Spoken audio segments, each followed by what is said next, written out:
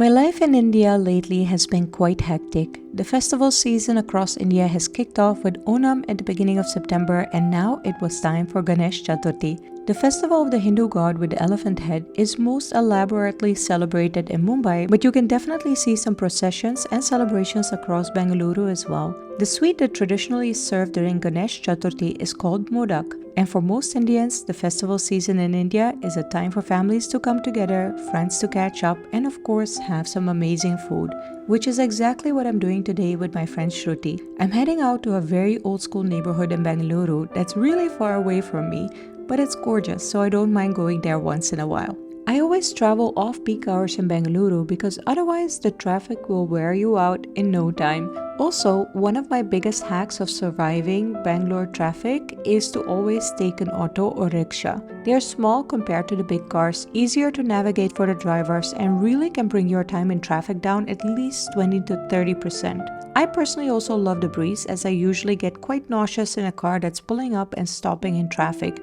but don't face this issue at all in a rickshaw. I usually book my rickshaw on apps like Uber, Rapido or Namayatra, where you don't have to negotiate about the price and the drivers are mostly verified. One surprise that's coming up later in this video is that apparently now electric rickshaws are being introduced in Bangalore, and I got to take my first one. Of course, I'm going to give you a review, but for my first trip across Bangalore to Jayanagar, I took the traditional rickshaw.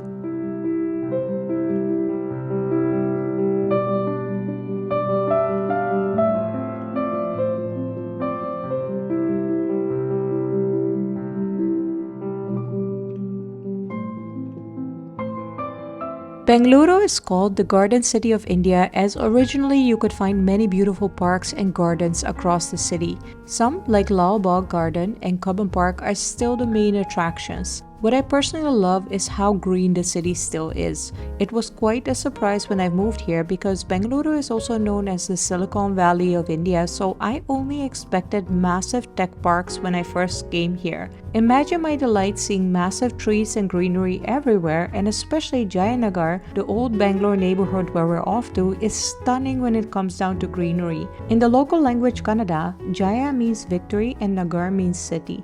So Jayanagar translates into Victory City, one of the most oldest Bangalore neighborhoods for which the foundations were laid in 1948. Back then, Jayanagar was one of the biggest planned neighborhoods in Asia, and in 2010, Jayanagar was voted as one of the most livable neighborhoods in Bangalore. Personally, I feel Jayanagar has a bit of a more slower, Dolce Vita pace compared to other neighborhoods in Bangalore. Not sure if that's because it houses many generations of original Bangaloreans, but there's certainly an old school charm to the neighborhood which can't be found anywhere else in the city. If it wasn't so far away from my neighborhood, I would definitely come here more often, especially because more and more lovely cafes have opened up here lately.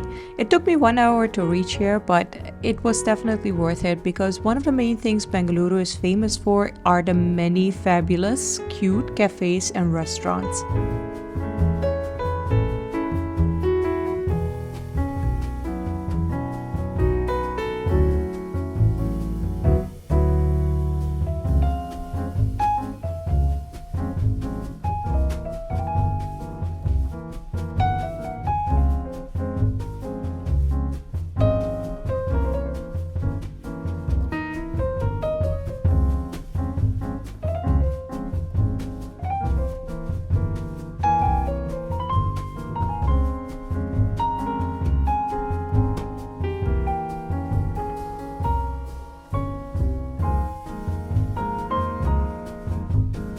The weather is absolutely fantastic this time of the year with around 28 degrees, a soft breeze, and mostly clear skies.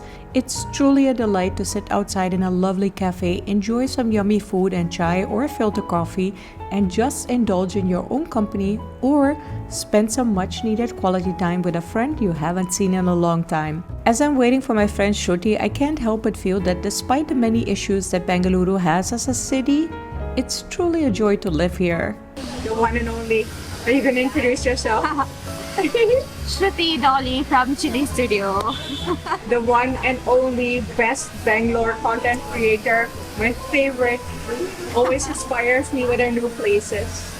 Thank you. Thank you so much. Going Jayanagar today. Yay. Sort of. Let's see what kind we have. And also, it is raining, unfortunately. So we'll see how much we can do. That smell of that Yeah, it's. mud and that rain. It's so nice. I'm just so comfortable here.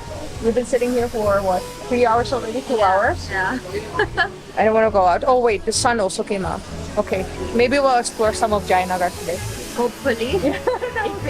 First, food. We've been talking too much. We need some food. Yeah. This cafe serves extremely yummy, healthy and fresh vegetarian food, and Shruti opted for the healthy pav bhaji, which is traditionally a Mumbai dish. So I guess she's honoring Ganesh Chaturthi in Mumbai a little bit. Also, the girl just ate a whole chili. Like, I can't. Mad respect. You go, girl. Ooh, you mirchi. But then, when I ordered the Ganesh Chaturthi thali, I definitely did not expect the following meal to be served. Traditionally, a thali is the North Indian way of serving a food buffet on a steel plate with many steel bowls called katoris. But I love how the cafe adjusted to a South Indian variation with many Karnataka dishes like sundal, which is a chickpea salad served on a banana leaf, which is very South Indian. Man, I love festive season in India. It is one of the best times to have the best food ever.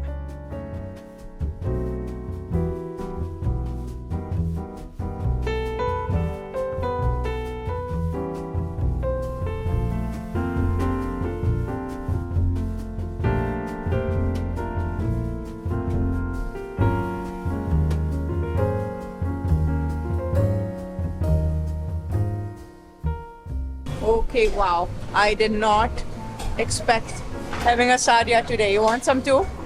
What is it? Fine and look at yours. Yeah, you just have like. Yours looks so tempting. Yours is so humble. No, you need to eat with me first of all, and then like it's a tough. First of all, I never knew that this existed here. Same. I did not know that they even had anything in sadhya, and this is a special Ganesh Chaturthi. They call it thali. I call it sadhya. It's like banana leaf, I guess, or It's uta a South because Indian we're in thing. Bangalore, I guess. Really uta. Ile uta. There we go. I mean, honestly, life. The dishes in the Uta were mostly South Indian with some exceptions like rajma, which is a Punjabi red kidney bean curry, but my absolute favorites were the sundal, the dal vada, which is a crunchy fried dal patty, and the obatu, which is a sweet roti filled with jaggery and coconut. Initially, the plan with Shruti was to explore more of Jayanagar, but I hadn't seen her for so long, and with a festive meal in front of us, we did that thing that's one of the best ways to spend your time in Bengaluru, and especially during the festive season. Sitting in a cozy ambiance, enjoying the yummy food, and losing track of time because of the lovely company. Never a boring day in Bengaluru because apparently there was another surprise waiting for me.